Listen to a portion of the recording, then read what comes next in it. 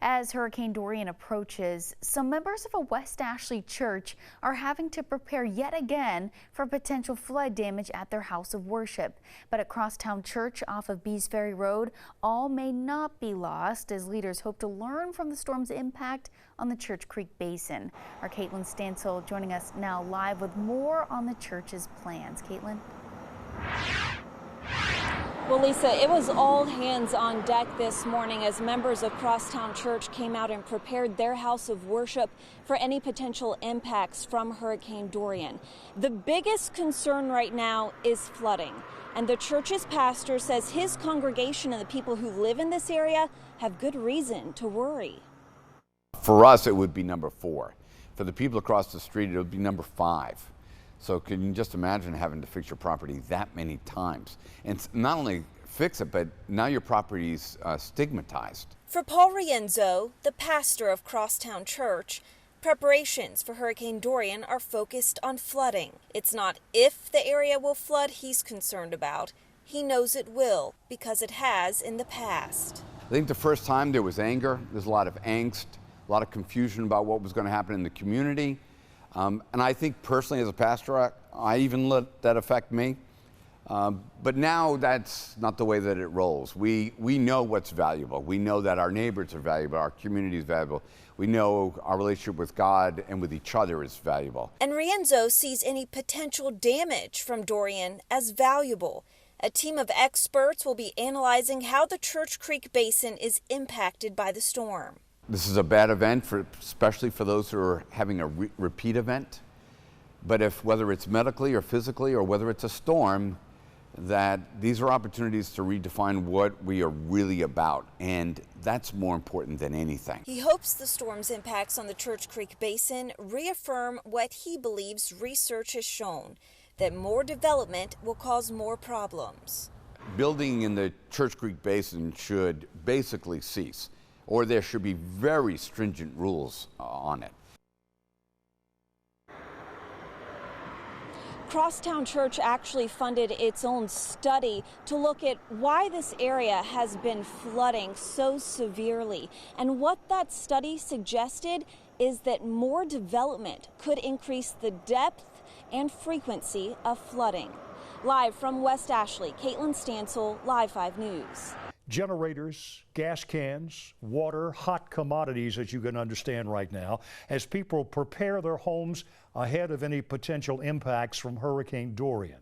Caitlin Stansel live at Lowe's in West Ashley right now, talking to people there who say they are well stocked for the community. Caitlin?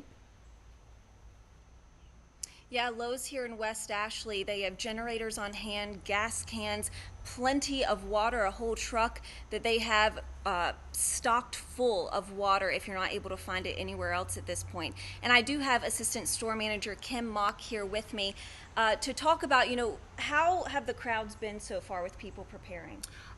Today it's been extremely, a lot more busy than it normally has. I think with the evacuation order that they've placed, people are wanting to come in and understand that this is now a real threat, and those that are wanting to stay are trying to get as prepared as possible. And what are some of those other items you have here that people can use to prepare? So we have an entire load of generators here. We actually have 3 different kinds right now.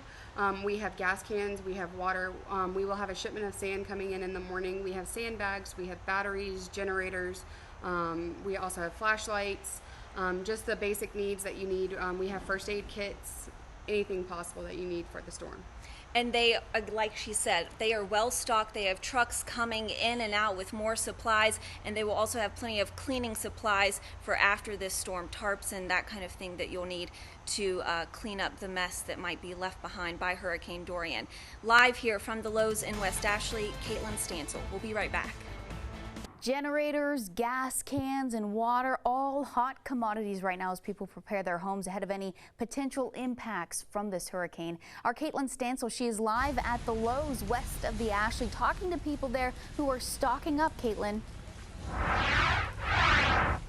Yeah, Lisa, it seems like a lot of people are sticking around through Hurricane Dorian and any impacts it may bring here to the Lowcountry. I've seen a lot of people walk out with generators, gas cans, flashlights.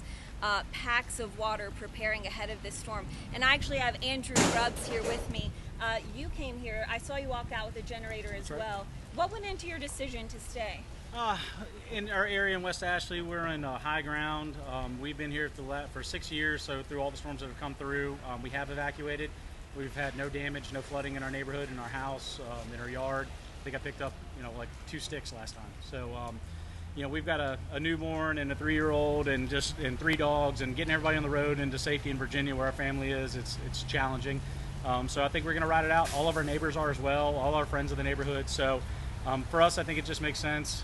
We got a pretty stout house and not really worried about much of the damage at this point. Well, I'm glad that you're getting some things to prepare. Preparing, yeah. Wish you luck through it all. Thank you so much. Right. Well, I am live here from the Lowe's in West Ashley. Again, it's been busy with people coming in and out, gathering supplies ahead of this storm. We'll have more updates here on Live 5 News. For now, Caitlin Stansel from West Ashley. Back to you. Caitlin Stansel live at the Lowe's in West Ashley. Caitlin, how are hurricane supplies holding up there where you are at Lowe's? Actually really well, and one thing that they are well stocked with is water. So you might not be thinking of Lowe's as the first place to get that hot commodity during hurricane preparations, but they are well stocked with pallets of bottled water here at the Lowe's in West Ashley. I have Kim Mock, the assistant store manager, here back with me. We're standing just right here beside preparation supplies. And we were just talking a second ago about things that you guys are running out of at this point, but expecting more shipments of. So right now we are out of sand, but we do have a sand truck that will be here in the morning. We are waiting on propane, so that way people can have it for their grills. And lanterns. We do have flashlights, and we do have charcoal, and we do have sandbags, but we are waiting for those small items to come in. So sand and propane, if you're still searching for those, call the Lowe's here tomorrow. They should be able to give you an update on if the shipments will bring in more supplies of those. But generators, those have been flying off the shelves, right? Yes, so we received 2 trucks yesterday. We actually received another truck today. And as it's needed, we will get more hurricane trucks coming in hourly, daily, even throughout the storm and after the storm also. It seems like a lot of people are trying to stick around during Hurricane Dorian. Like I said, they are buying generators, flashlights, water to stay inside during whatever Hurricane Dorian might bring here to the Lowcountry area. Live from the Lowe's in West Ashley, Caitlin Stansel. Back to you. Abby, the calm before the storm in Mount Pleasant, thank you. You know, folks, it's not just the beach that is preparing for Hurricane Dorian. Shrimpers in McClellanville have tied down their livelihoods, that is, their boats, to get ready for any potential impacts from this hurricane. Caitlin Stansel, live from the waterfront, with more on the concerns of those who work in the seafood industry. Caitlin?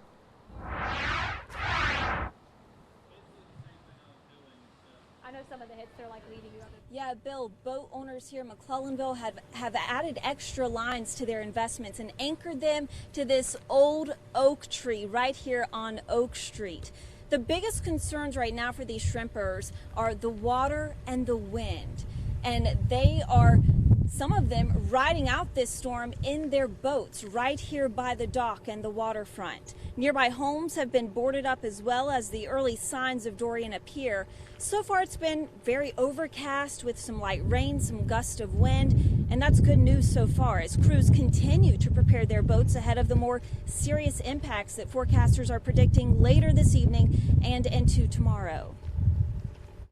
You stay on top of everything, you know, and you just throw extra lines, you know, keep everything nice and tight, and, you know, you just keep everything off the top of your boats, make sure everything's clear in the creek, and, you know, prepare yourself like we are with this generator, you know, make sure that nothing, if anything does go wrong, you know, we can be there and make sure that everything is fixable, you know. Other than that, really, the best thing to do is just make sure you got plenty of people, you know, plenty of hands, and be ready.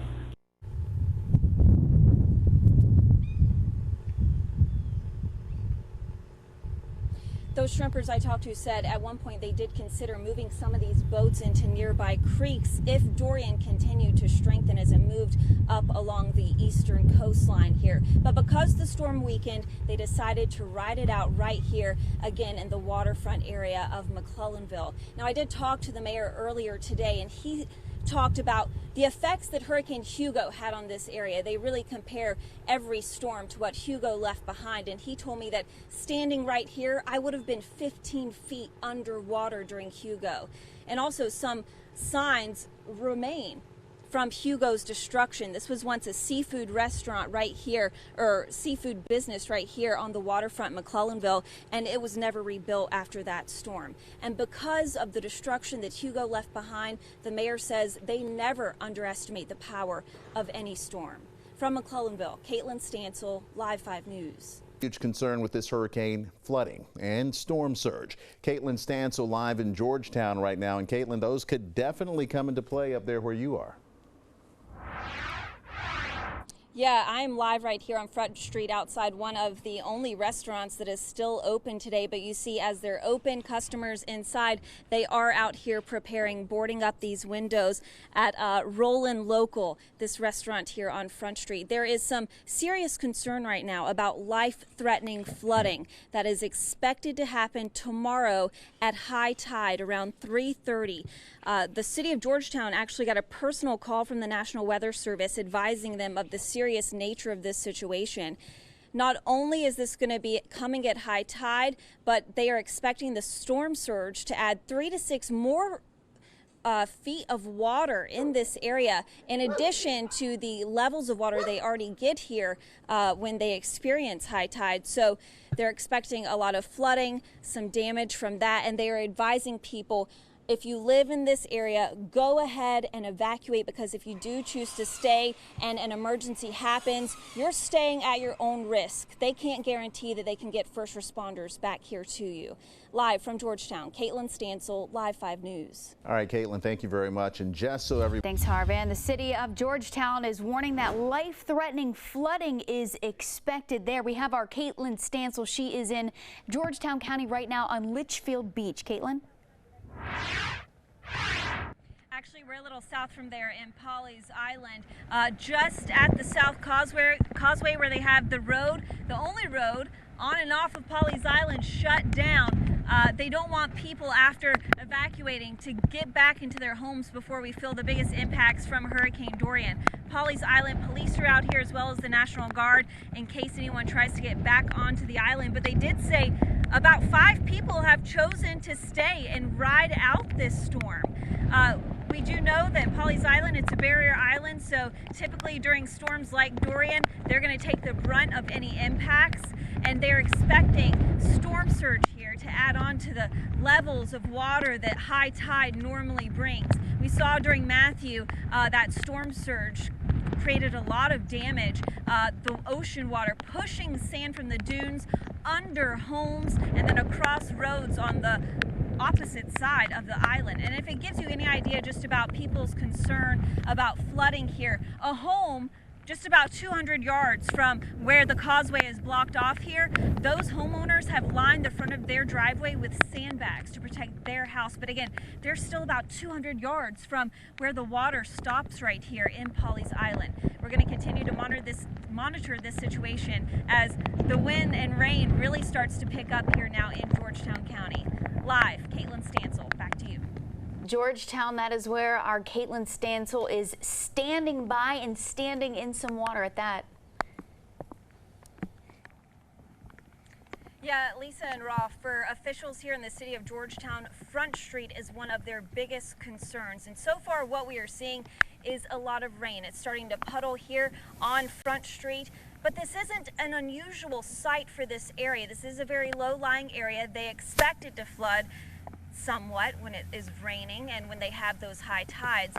But tomorrow, the worry from officials here is that the combination of a high tide around 3:30 and storm surge from Hurricane Dorian, those winds pushing this water inland, is going to create complications with flooding here on Front Street. They are expecting that storm surge to add 3 to 6 feet of water to the normal high tide levels that they experience here in Georgetown, and that could mean catastrophic damage for businesses here, businesses that have boarded up earlier today, some that haven't.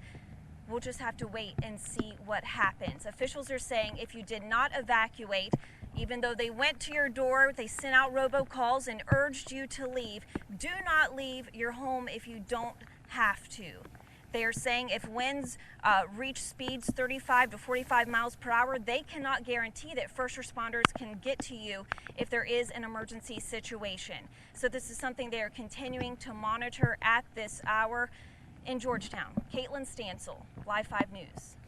We're going to see what it did up in the Georgetown area. We're going to check in right now with Caitlin Stansel, who spent the night in the Georgetown area, to give you a firsthand look at the damage there. Caitlin?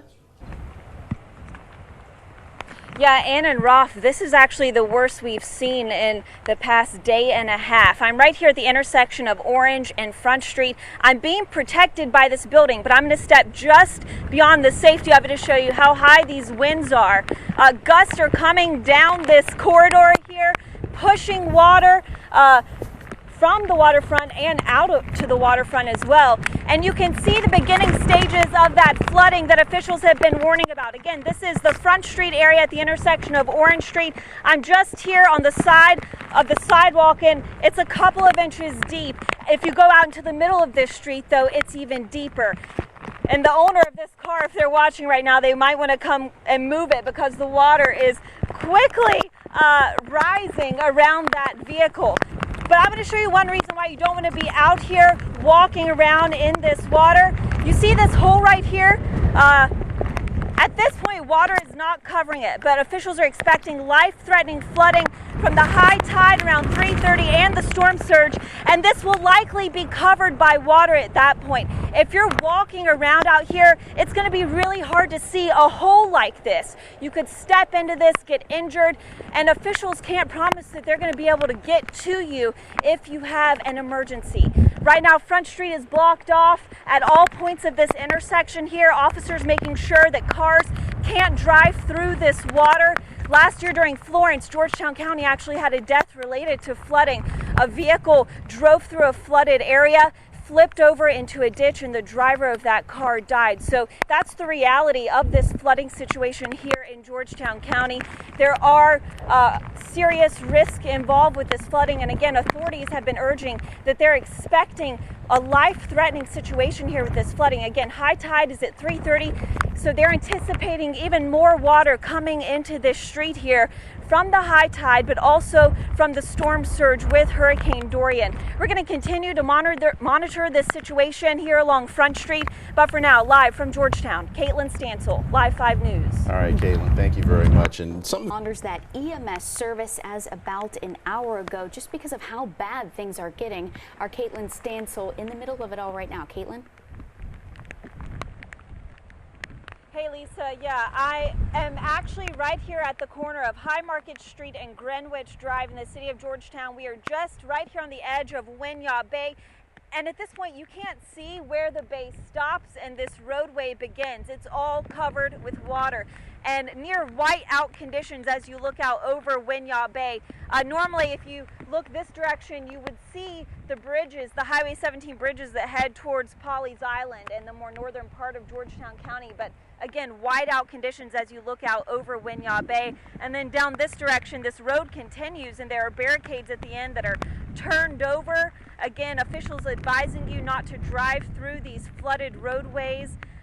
They have issued an advisory that as of just before 2 o'clock this evening, they had cut off emergency services to areas south of High Market Street. And again, High Market Street and Greenwich Drive. So if you are driving on this roadway and you got stuck, they're not guaranteeing that they can come out here and get you and save you if there is an emergency situation.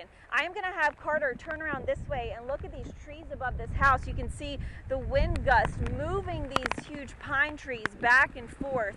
So we are seeing a lot of gusty winds out here, a lot of rain.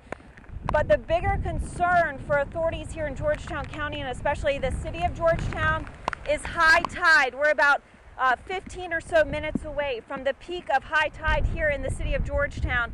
That was authorities' main concern yesterday. They got an advisory from the National Weather Service saying that there could be life-threatening flooding conditions because of this high tide combined with storm surge pushing more water into this area.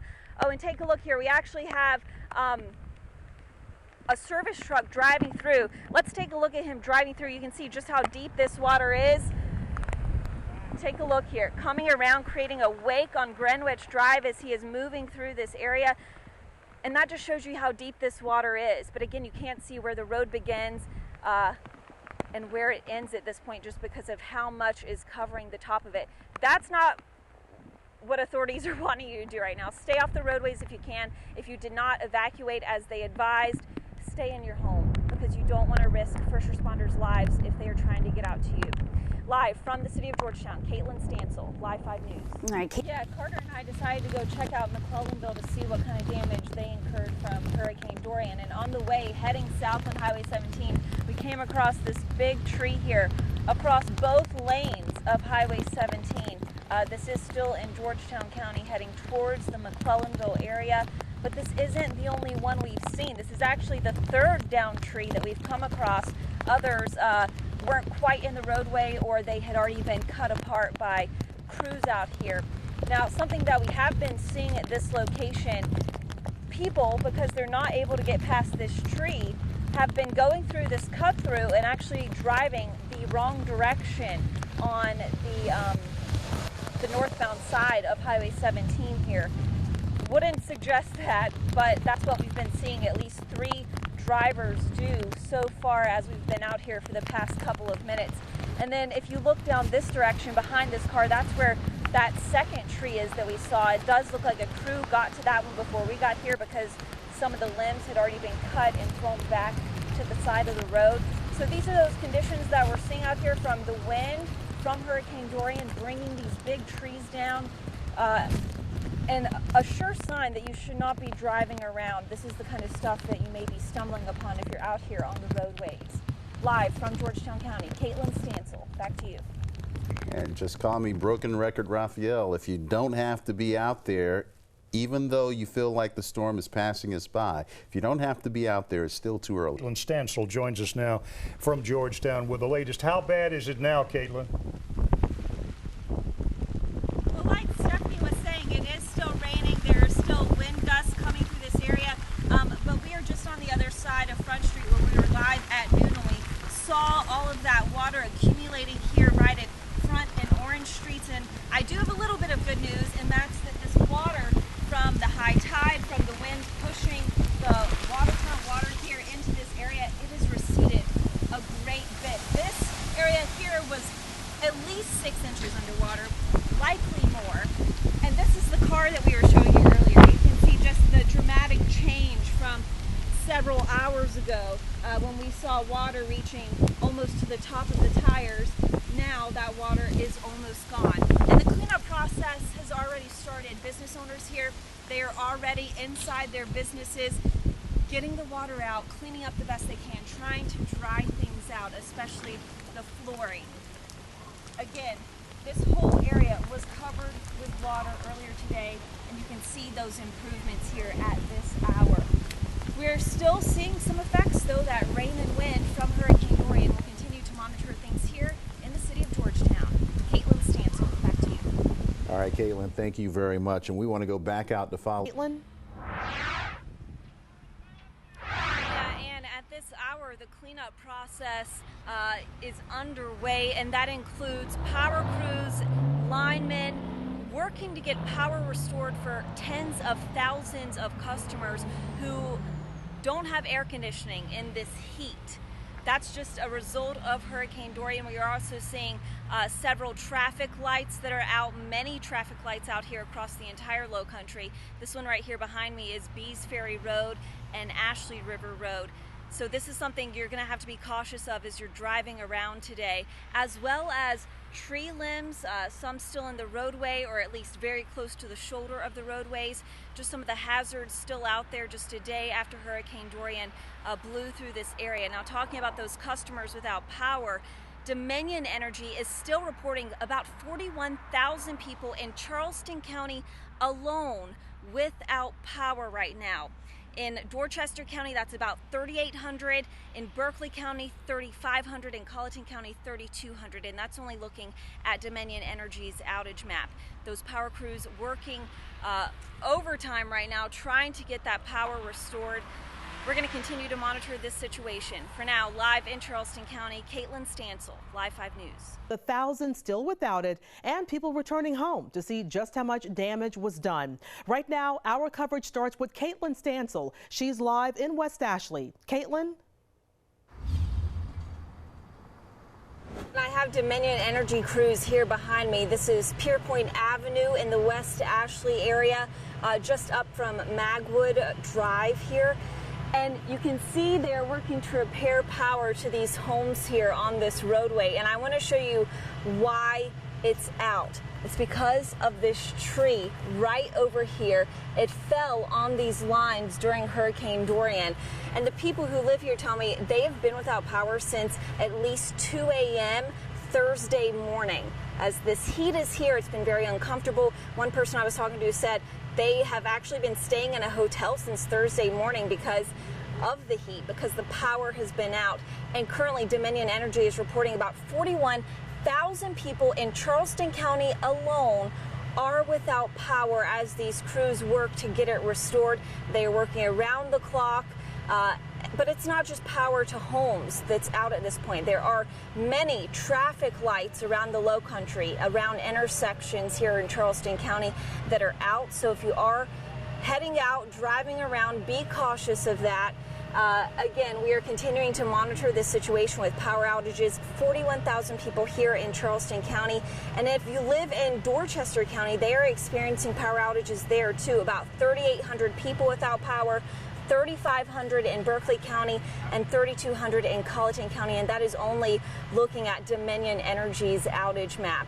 So crews working hard around the clock to get power restored.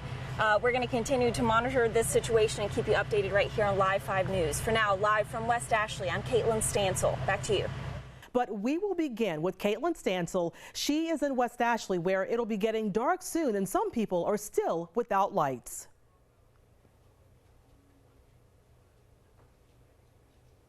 People are, because you can hear the generators on this street here in West Ashley running at full speed. And this is some of the stuff that we're seeing right now. It's honestly really hard to find a street in the Charleston County area that doesn't have someone cleaning up. But you see piles of debris here, limbs that were tossed to the ground by Hurricane Dorian, people getting those out of their yards, off their roofs at this point.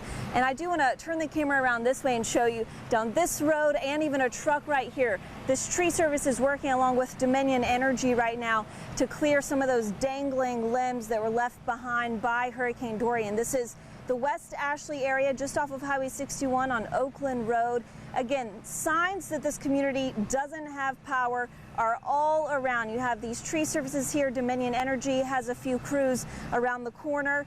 And if we could take a look at some of that video from earlier where those Dominion crews were working on fixing some lines in front of a home. A tree had fallen on those lines and they were getting those strung back up. The lucky ones right now are the ones with generators, but people described what they were hearing and seeing as this storm was blowing through, causing these major power outages. For the most part, it's just a lot of heavy gusts of wind. The rain would come intermittently, but when it did come, it would fall in heavy downpours. But it was the wind more so than anything else. If you go up and down the street, all you see is down leaves, down branches. And so I think the wind just took its toll on a lot of these trees. A lot of these trees are older trees, and so obviously they couldn't stand up to the winds. Michael Miller, who you heard from right there, he told me that power went out around 3 a.m. Thursday morning here in the West Ashley area. And he actually got a hotel room Thursday morning for him and his family to stay in because he knew it would be a while before power was back on. But Dominion crews are working to get the lights back on here. But at last check, they are estimating about 41,000 people in Charleston County still do not have power. We're continuing to monitor this situation right here on Live 5 News, so stick with us. For now, though, live in West Ashley, I'm Caitlin Stansel. Back to you. Live 5 News starts now with breaking news. One person has been taken to the hospital after a crash on the Ravenel Bridge. It happened just about 2 hours ago, and now 3 lanes of traffic are blocked on the bridge as police officers there investigate. Our Caitlin Stansel is there with the very latest. Caitlin? Yeah, Rafa and Lisa, this crash happened just about in the middle of the Ravenel Bridge on the southbound side as you're heading downtown Charleston. What we know so far is that a vehicle struck a moped up here on the Ravenel Bridge. I'm going to step out of the way so you can take a look at the scene. So far, there are several officers and emergency responders up here on the Ravenel Bridge. One person was taken to an area hospital, and at this point, we do not know just how serious their injuries are. While details are limited as to exactly how this happened, the darkness could be a contributing factor to this crash. As you might have noticed in this live shot here, the lights up here on the Ravenel Bridge are still out because of Hurricane Dorian. We talked to officials with SCDOT. They say they are working on getting these lights back up, but water got into the transformer, knocking out power here on the Ravenel Bridge. They say connecting to the Mount Pleasant supply was not working, so they're bringing in a generator tomorrow. They believe the bridge may have power by Sunday at the earliest. Again, a crash up here on the Ravenel Bridge, a vehicle versus a moped. One person taken to the hospital. We will keep live5news.com updated and here on air with any new details that come into our newsroom. Live from the Ravenel Bridge, Caitlin Stansel, Live 5 News.